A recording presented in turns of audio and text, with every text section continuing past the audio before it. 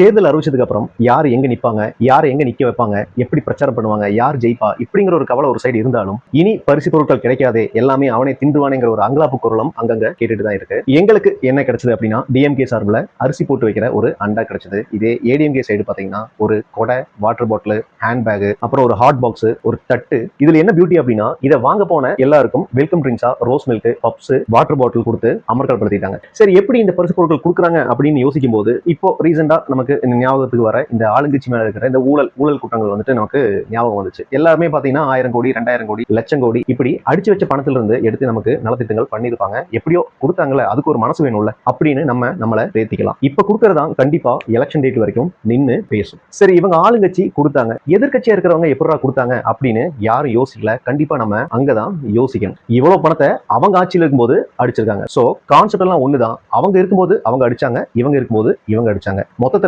அவ தான். நம்ம ஊர் அரசியலே வெறும் இவல முடிஞ்சிடும். மக்களே, தயவு செஞ்சு உங்களோட ஓட்டை விற்காதீங்க. யாரு பணம் கொடுத்தாலும் பொருள் கொடுத்தாலும் வாங்கி சோப்புலையோ இல்ல உங்க வீட்லயோ வச்சுக்கோங்க, வேண்டான்னு சொல்லல.